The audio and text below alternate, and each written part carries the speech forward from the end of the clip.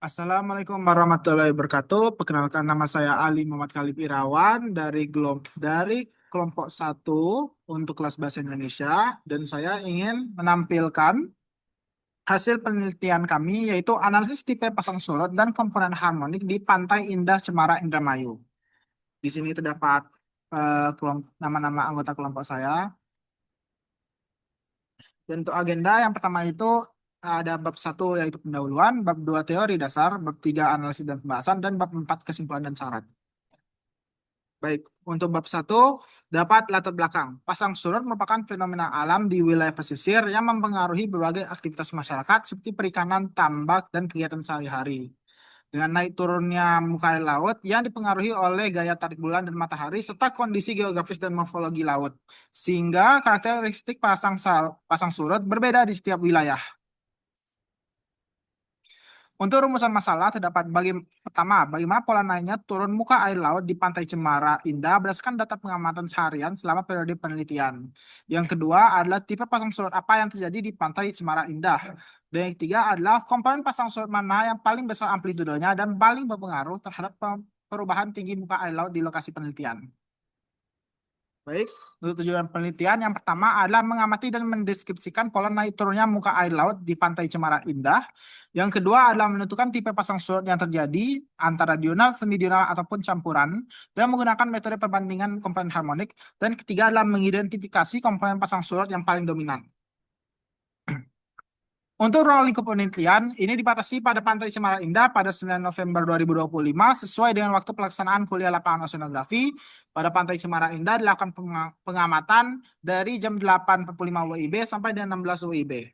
Untuk metode pengumpulan data, pencatatan tinggi muka air laut dilakukan setiap 15 menit yang dimulai dari 8.45 WIB sampai dengan 16 WIB. Metode yang digunakan mencakup pendekatan kuantitatif untuk analisis data numerik dan pendekatan kualitatif melalui observasi kondisi lapangan yang dilakukan juga perhitungan bilangan Formzal yang menganalisis nilai M2, S2, K1, dan 01. Baik, bab 2 terdapat teori dasar pasang surut. Pertama, pasang surut merupakan fenomena alam yang berpengaruh besar terhadap berbagai aktivitas pesisir, seperti perikanan, tambak, dan kehidupan masyarakat sekitar pantai. Setiap wilayah memiliki karakteristik pasang surut yang beda-beda akibat pengaruh kondisi oceanografi dan geografis setempat. Pantai Cemara Indah merupakan salah satu kawasan pesisir yang aktif dimanfaatkan, namun kajian mengenai karakter pasang surut di wilayah ini masih relatif terbatas. Kedua, adanya jenis pasang surut. Berdasarkan frekuensi kejadiannya, pasang surut dibedakan menjadi pasang surut harian tunggal atau diurnal, yang ditandai oleh satu kali pasang dan satu kali surut dalam sehari, pasang surut harian ganda atau semidional yang ditandai oleh dua kali pasang dan dua kali surut dengan tinggi relatif yang sama, serta pasang surut campuran yang memiliki dua kali pasang dan dua kali surut dengan tinggi muka air laut yang berbeda. Untuk komponen harmonik merupakan perubahan muka air laut akibat pasang surut dipengaruhi oleh beberapa komponen harmonik. Komponen semidional utama terdiri atas M2 yang dipengaruhi gaya tarik bulan dan S2 yang dipengaruhi gaya tarik matahari. Sedangkan komponen diurnal utama terdiri atas K1 dan 01. Dominasi salah satu kelompok komponen tersebut menentukan tipe pasang surut di suatu wilayah. Yang kedua adanya pasut. Pasut merupakan alat ukur manual yang digunakan untuk mengamati dan mencatat perubahan tinggi muka air laut. Data hasil pengukuran pasut disusun dalam bentuk dan waktu yang selanjutnya digunakan untuk analisis pola dan karakter pasang surut. Baik, untuk bab 3 terdapat analisis dan pembahasan. Untuk lokasi penelitian ini dilakukan di Pantai Cemara Indah, Indramayu yang merupakan wilayah pesisir Laut Jawa. Kawasan ini memiliki perairan yang relatif dangkal dan tenang serta umumnya dipengaruhi oleh karakter pasang surut campuran khas Laut Jawa. Yang kedua ada pola pasang surut. Berdasarkan hasil pengamatan, dalam satu hari terjadi dua kali pasang dan dua kali surut dengan tinggi muka air laut yang tidak sama.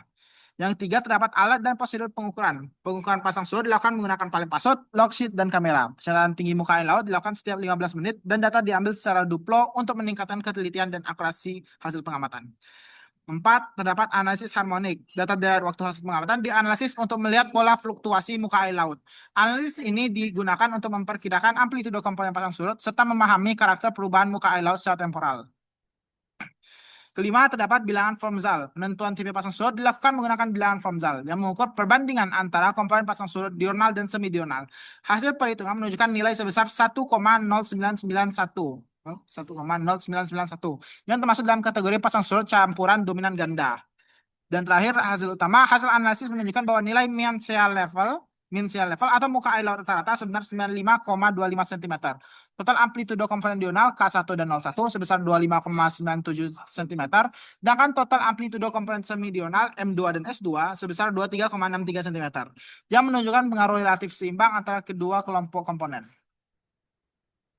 Bab terakhir adalah 4 kesimpulan dan saran. Kesimpulan, berdasarkan hasil pengamatan dan analisis data pasang surut di Pantai Cemara Indah, wilayah penelitian memiliki tipe pasang surut campuran dominan ganda yang ditandai oleh 2 kali pasang dan 2 kali surut dalam satu hari dengan tinggi muka air laut yang berbeda. Analisis harmonik menunjukkan komponen diurnal K1 dan 01 dan semidional M2 dan S2 bersama-sama berpengaruh dengan amplitudo masing-masing sebesar 25,97 cm dan 23,63 cm, serta diperkuat oleh nilai bilangan Formzal sebesar 1,0991. Karakter pasang surut ini sesuai dengan kondisi pasang surut wilayah Laut Jawa dan dijadikan dasar awal dalam perencanaan pengelolaan wilayah pesisir. Untuk saran, pengamatan pasang surut sebaiknya dilakukan dalam periode waktu yang lebih panjang sehingga mendapatkan daerah waktu yang memberikan hasil lebih representatif akan daerah Pantai Cemara Indah. Selain itu, penggunaan alat ukur otomatis disarankan untuk meningkatkan ketelitian data serta metode pengambilan data yang lebih untuk dapat membandingkan hasil analisis.